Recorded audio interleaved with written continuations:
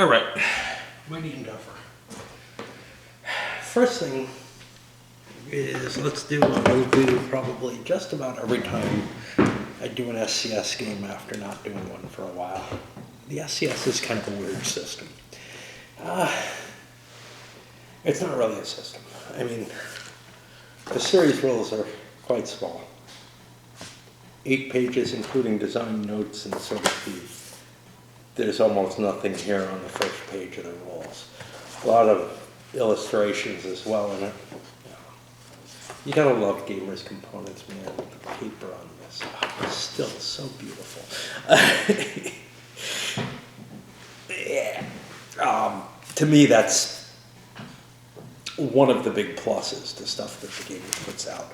It's not an MMP standard. MMP generally puts out on kind of glossy paper that's cheaper and everything. This is really good stock, and it's just so perfect because if you have to write notes in your rules or whatever, there's plenty of white space margins. Good stuff. Easy to remember where things are usually. Anyway, let's go back to the SCS system.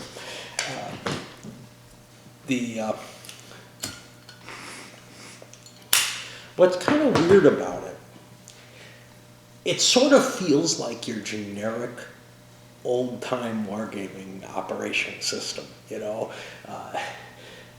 You've got your normal numbers on units, you're counting up factors, you're getting an odds result, you're rolling dice on a table.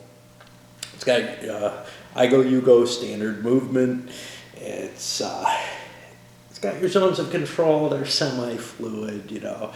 You can move through, or they're fluid. You can move through them at a cost. Most of the infantry can't pierce them.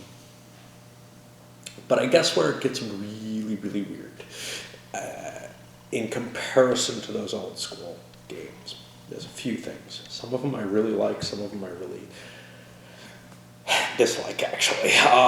One of the ones that I really, really like is that it doesn't present attack. It doesn't force you to attack all along the line. Like if you move up against somebody, you don't have to attack with every unit, and you don't have to attack every unit you're adjacent to. So it feels more like the OCS in that, and that you're actually concentrating your combat force on specific points in the line. And you're bringing all your force to bear. And I think that's a more modern gaming feel. The old feel abstracted away the reasons. I think what it did was it was trying to abstract away the sort of attritional combat that's happening all across the line, but it ended up being way too dominating. You kind of had to leave spaces between the front lines in order to avoid attacking where you didn't want to. And yeah, there's some degree of no man's land, and depending on the scale of the game and everything, maybe that makes some sense. But it also gave this impression of a continuous front, which is more suitable to a World War I type situation than it is, as is the no man's land, than it is to the mobile warfare in the World War II situation. So I think, especially for the World War II games, it's a good fit. Now, it's been used in a couple of World War I games. You know, I have the one, the Rock of the Marne, that I did. But that's more of a mobile battle in a lot of ways. It's very late in the war during the Kaiserschlacht, the 100 Days.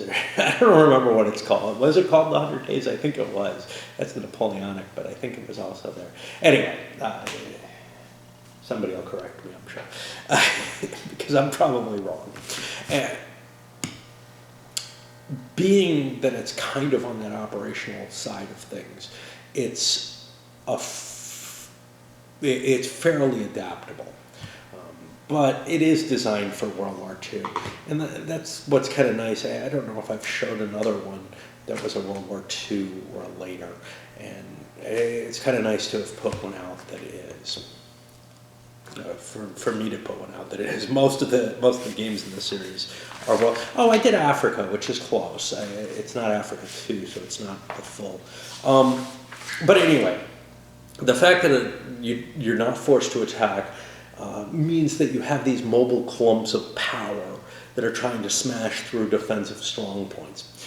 It's a little harder to determine how to set up your defenses, I think, in this, than it is when you're playing with sort of those standard old age classics. And the SPI ones that followed soon afterwards used the same kind of thing. They just used a different combat table.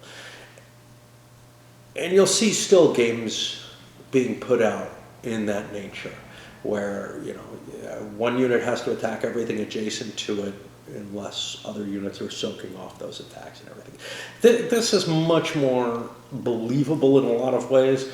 It doesn't catch the low-grade combat that's going on in any sense of the word, but that's okay. If that's an important part of the campaign, you could have game-specific rules that handle that, a la the way Third Reich does the attritional battles. Right.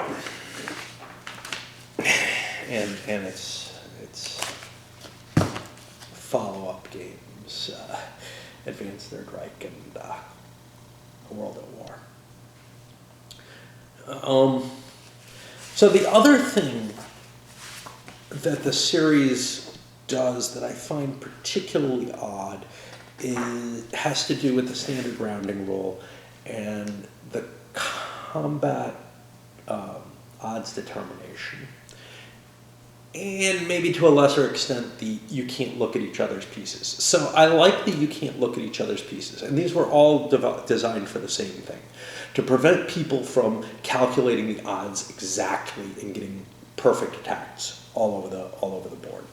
That's a fucking headache, okay? And the bigger and more complicated the game, the more obnoxious it is. In something like Africa Corps, it's fine. Once you get to Stalingrad or Battle of the Bulge, it's starting to get, for the Avalon Hill games, it's starting to get kind of obnoxious. And even the SPI, the Napoleon's Art of War, that I bring up as, because it's one of my early ones that had that. You're seeing way too much of this. I can move this piece around here, and that gets me a 2-to-1 there. Now I move this, and everybody's constantly readjusting their lines in these unreasonable ways in order to get those precise odds that really weren't in place. Now, it also introduces maybe a little too much fog of war. Nowhere near what is present in, say, a block game, where you might not know what you're facing at all. But it gives you a fair amount, especially if you look away while your opponent's moving, which seems like that would be the polite thing to do, since he's allowed to stack his pieces, etc. And paw through them to find what he wants. Well, it means that a defensive force might be much, much larger than you expect it to be. And certainly, there's a balance there with the fog of war side of things, which is, you don't know exactly what the enemy has, and every now and then there's big surprises. And I think the game actually captures that fairly well. It may just bend a little bit too much towards the fog of war side, more than I prefer for this era, and the amount of information that you generally had about enemy movements, because there's significant error capability to detect what's going on near the front at least.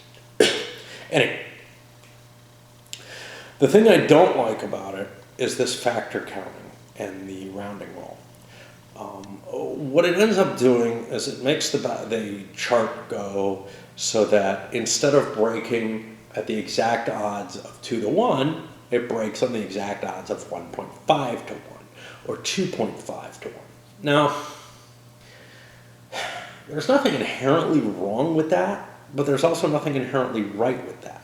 And the problem with it is it makes calculating the odds more difficult. Now, that's Dean's purpose here. He wants to make it so that you can't quickly calculate the odds. Well, if the pieces are hidden, if you can't paw through the opponent's stacks anyway, if there's enough fog of war in place, you're not sure what you're hitting, that shouldn't matter much at all. And what should matter is how easy is it for me to figure out which chart I'm on. Now, there's some possibility, you could make an argument, that the difference between 1.5 to 1 and 2 to 1 is less than the difference between, 2 to 1 and 2.4 or whatever. And I'll agree. To some extent, that does make sense. That's why some games have introduced things like the 3 to 2 and the 5 to 4 odds charts. And those become a little painful to use, but here, no matter what odds you're coming to, you're going to have to figure it out on the 0.5. I found that meant I need one of these far too often, because the numbers aren't easy either. You're looking at, 81 to 23, what's that? And there's one way that I can do that easily, and that's grab the calculator. I would much rather say, how many times does 23 go into 81? Yep, that's my odds, And once you get past about, say, 3 to 1, I don't think there's any argument that the 0.5s are particularly important anymore. So, I would favor a more standard odds chart and one maybe with some intermediate steps as you get close to the 1 to 1 range. Personal taste. I don't like having to use a calculator, although I'm finding myself slower and slower doing simple arithmetic. So, otherwise, I don't know that there's all that much that's, particularly neat about this design. In terms of the base SCS system. It's good, sturdy, mobile combat set of rules. And it doesn't have any huge flaws in it, and cleans up some things that some of the older designs have. Great. SCS tends to, Dean puts it out as, it's the beer and pretzels game. Well, there's a little more than, and they almost always are, a little more than I would call beer and pretzels, but they're fun, and they're not like the OCS, okay? But they're also, not really on that very simple level. Even though there's not a lot of rules, that has more to do with excellent rule writing than anything else, I think. What about Mighty Endeavor itself? So Mighty Endeavor is probably a little more complicated than most of the SCS games, especially with the expansion in play. But without the expansion, you're looking at, there's a lot of scenario rules and stuff, but you're looking at another 7 to 8 pages of actual rules in play. And then some nice notes and everything. And in that, say, 7 pages of additional rules, it's set up so that the different players, and this extends to the different sides when you go to the expanded thing, all 4 of them kind of each have different rules in terms of how they handle supply, in terms of how they handle some other things. Not just to the point of, you trace your supply to here, but to the point where there's significant differences between them. Now, if you're playing on just one map or the other, it means each side has its own special rules. But if you're playing the combined thing, it means you have 4 different sets of special supply line rules that you have to deal with. And then there's also special rules having to do with the way the units operate.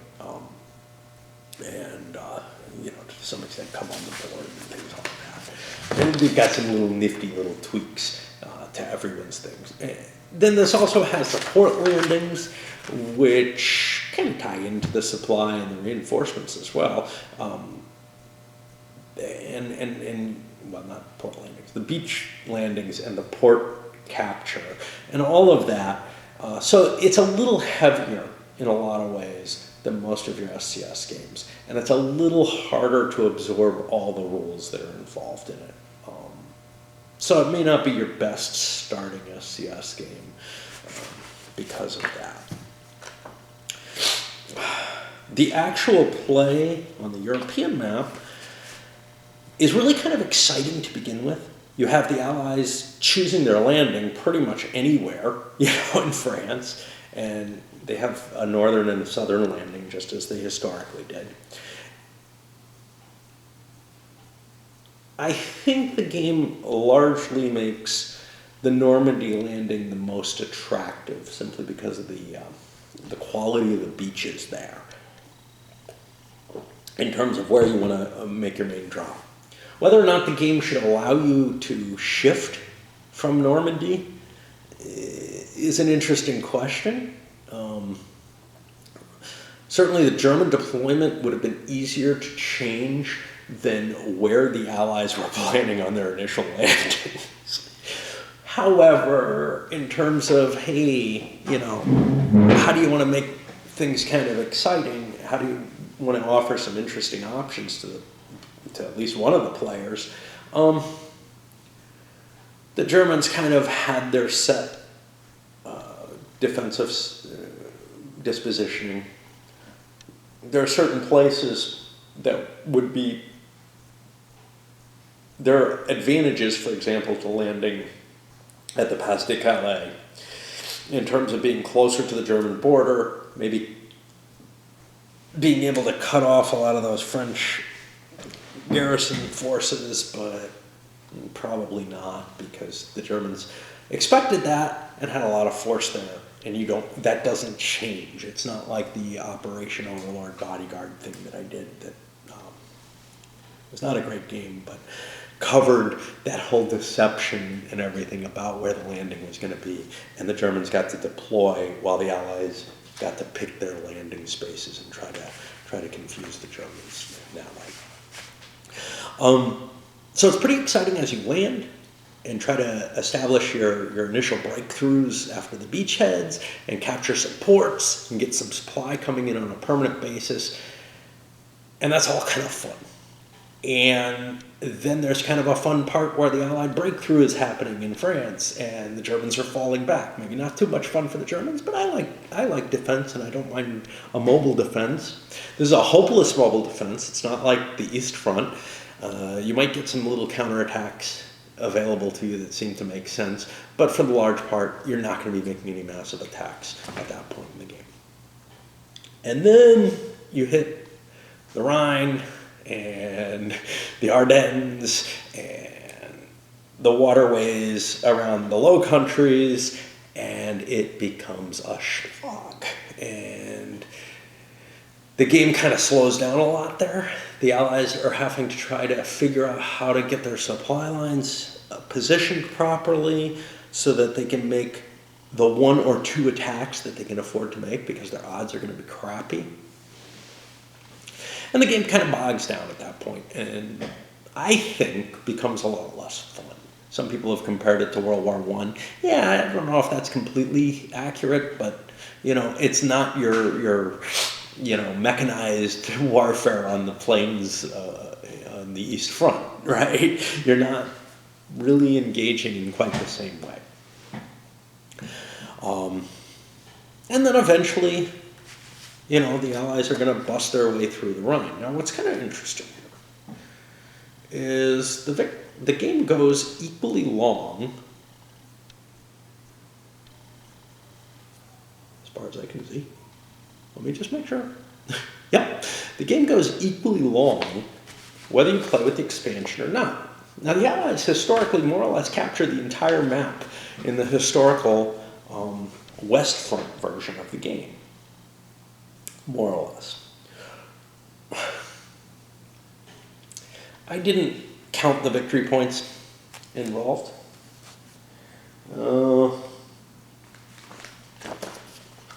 They're going to pretty much have to do that, I think, to win the game. But pretty close to it. But not only did they make it to all the locations on that map, but they push into Germany itself, which is why the expansion becomes kind of interesting, or more interesting. What the expansion does for you is that it adds a Battle of Germany kind of feel to it, the old SPI game, which is the player playing the Germans in the West Front plays the Soviets in the East Front, and the player playing the Allies in the West Front plays the Germans in the East Front. So you're trying to limit the other player's advances with the defensive forces you have on one front, and you're playing the opponent of those defensive forces on the other front,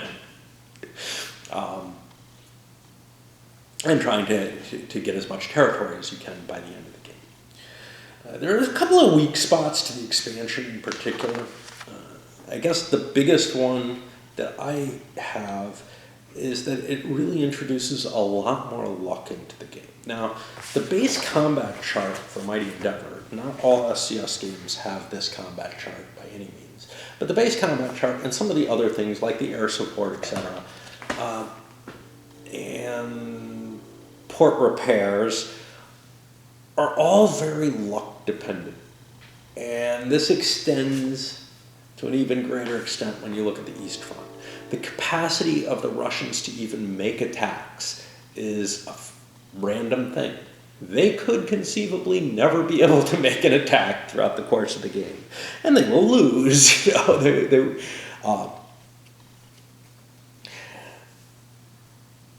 I find the addition of the expansion additions add some interesting things to the game, even if you were only playing the West Front. Now, you don't have the right victory conditions for it if you ignore the East Front completely. But first of all, it gives you that penetration into Germany. The East Front map. The penetration into Germany in order to, better show what your different possible choices are instead of just, say, sweeping up the Rhine by April 30th, which doesn't make much sense. One other thing that it does is it adds this little Brittany map. And Brittany, Dean says, you don't need this. People insisted on it, but it doesn't really do anything. All right, it doesn't provide a terribly interesting invasion space. Ooh, did I cheat? Sure. I mean, in a way that I wasn't aware of? No. I thought I might have sent too many invasions into Normandy, but you have an infinite number of invasions that you're allowed in Normandy and past the Calais. You can't drop more than 2, I think, on each side of the Brittany map. I'm not sure where this goes. I think that... Anyway. The Brittany doesn't add a terribly interesting choice for invasions. It's too easy to seal off. The ports aren't as good as the ones in Normandy. You're further away from where you want to get. It does give you something useful to run back to and grab port-wise in order to give yourself more ports, so you get more headquarters that are in supply, so that you get more reinforcements coming on the board. And those reinforcements are able to strategic move and run across the map pretty darn fast to get towards the front. So it doesn't really matter too much where they come in. And I found that the strategy that I used in my game probably would not have worked if I didn't have the extra Brittany ports, which was that I was making an attack in the south near the Swiss border with the Brits, and then sending Allied units kind of around the north of the Ardennes and through the Ardennes. And it just turned out that I needed more ports than I had available to me early in the game. Wow. Than I had available to me deep into the game, honestly. Because essentially there's 2 Normandy ports, right? No, there's just one. All you have is Cherbourg, I think. Yeah. All you have is Cherbourg, and then you have Le Havre, which I guess is Normandy. And your next one up there is this Boulogne-sur-Mer. Now, the Somme is a good defensive line. It's hard to penetrate the Somme here if the Germans are really trying to stop you from that. And if you're devoting forces to try to get into the Ardennes, and I got through the Ardennes before I took this, or I got into them, or across the Rhine. And then also later, you might find that you want those additional ports to have a broader basis so you can attack from, key locations in more than one sector of the map. So all that worked really well in some ways. I'm not the best at attacking, so I'm sure somebody can argue it wasn't a great plan and be correct. So I do believe that those Brittany ports are useful and that map is useful. There are other options. You could run things, off of the Anvil or whatever landings and run additional supply up that way. But you don't have very many trucks, and that's a long ride. Whereas the Brittany ports basically take 1 additional truck to get 2 additional ports into play. And that's kind of cool. I did find myself running out of trucks, though, because I was relying on those, and because I didn't take Antwerp or Boulogne-sur-Mer very early. So a lot of my supply woes in the game had to do with that extra truck being way back there. And it would be possible to run things off just Le Havre and Antwerp and run 3 headquarters pretty easily. So that's one thing. In the East Front, though, I think the biggest problem there of that expansion is that you don't get to make many decisions. The decisions you get to make as the Russians are very, very constrained. You have to keep your headquarters on the roads. You can't go out running your supply. There's emergency supply markers for the West Front where you're allowed to make attacks when you're not in supply anymore. Those don't exist on the East Front. You're only allowed to make attacks if you keep yourself in supply.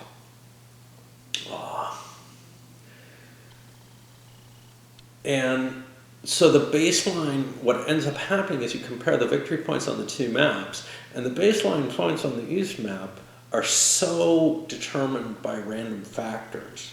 Sure, you're still doing other things, and they should all balance out and everything, right? That you may well end up, as I did, say, not being able to take Berlin in time. Not being able to take any of Berlin. You might not get Vienna, which Vienna fell pretty late. You might have trouble taking certain locations that you think you should be able to get. On the other hand, they might also fall very easily. The combat over there is actually more random because the results are kind of doubled. The combat chart in the base game is pretty darn random, though.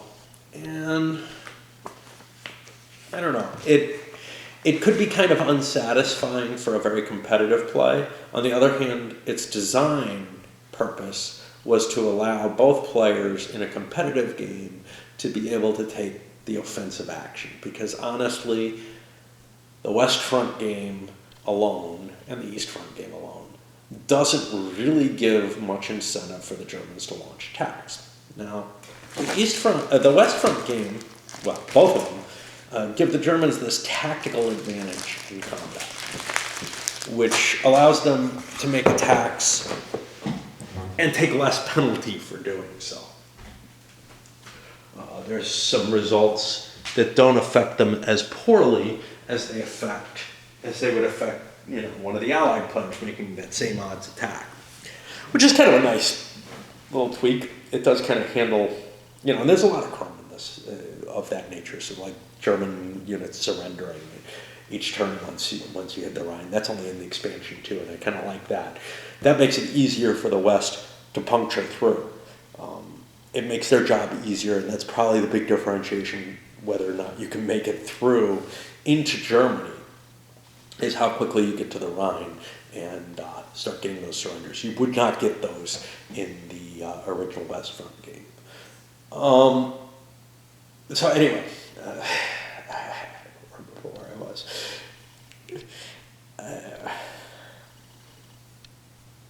Yes, the German tactical advantage. But what's not there is something to really kind of drive something like the Battle of the Bulge. And the Germans probably don't want to do it. Historically, it cost them a lot to do.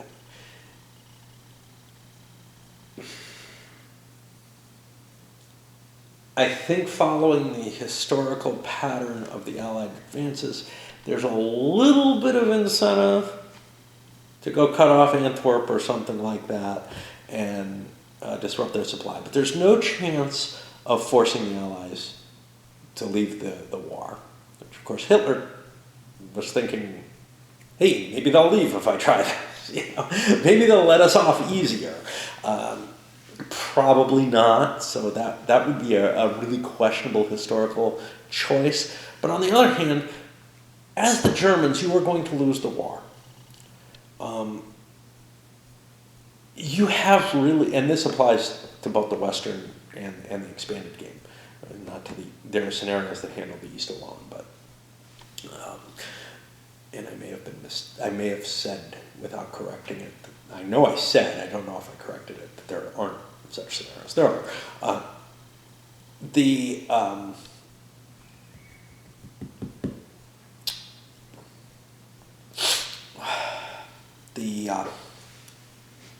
Yep, there we go again. Senior moment.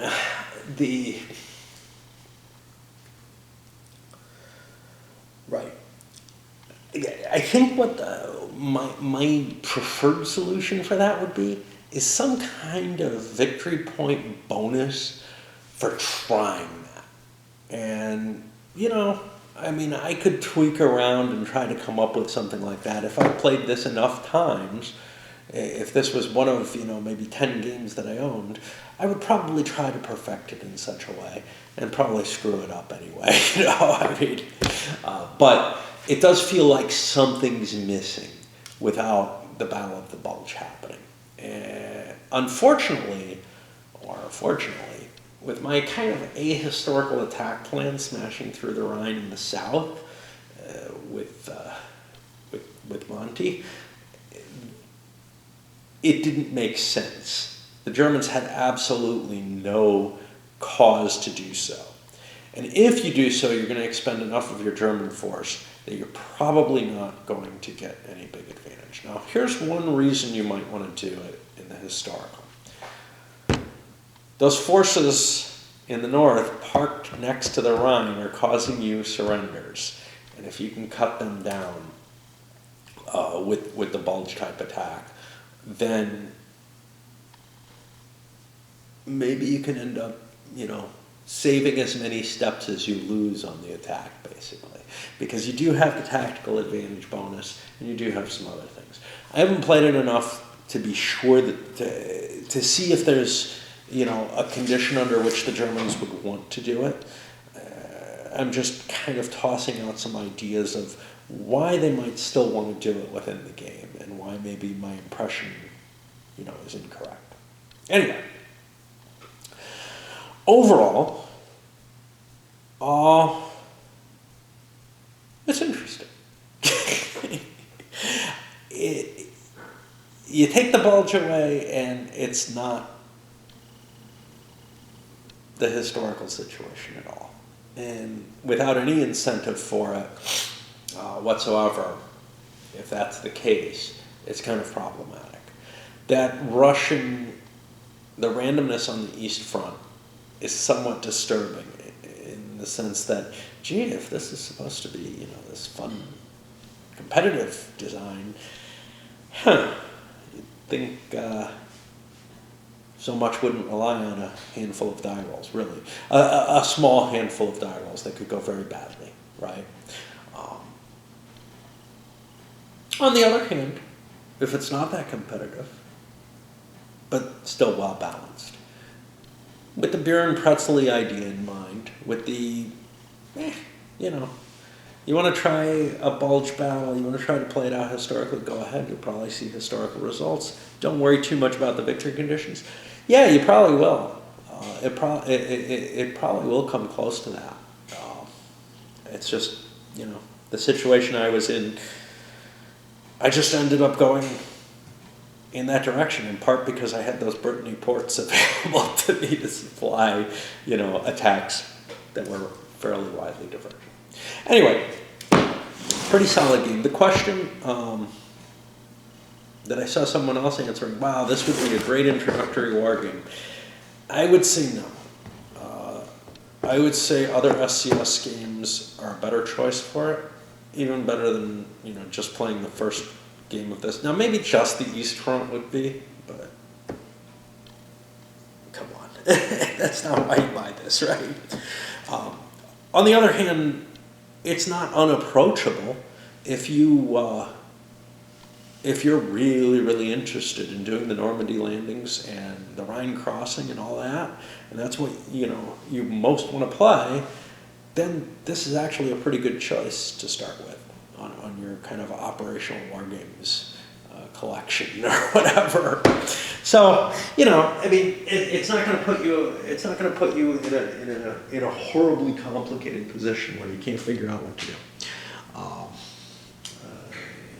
Then again, this guy just posted his review a couple of days ago. So, compared to his view, I would suggest that not giving the newest player the allies, who kind of have more complicated rules, but rather giving the Germans, if you're just playing the West side, and even the German-Soviet combination, I think is easier to play than playing the Allies.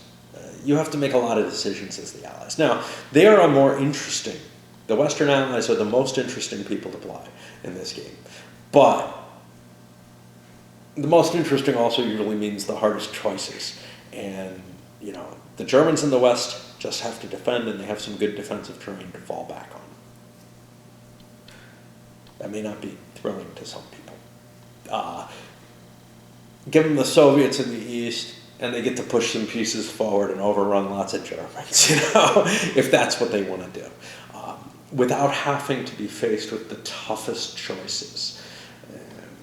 If I was going to go with a single map version, I would take the original, because again, the East Front's not why you're playing this probably, and I would give the newer player the Germans, just because figuring out your defense is a whole lot easier than all the decisions that the Western Allies have to make early in the game.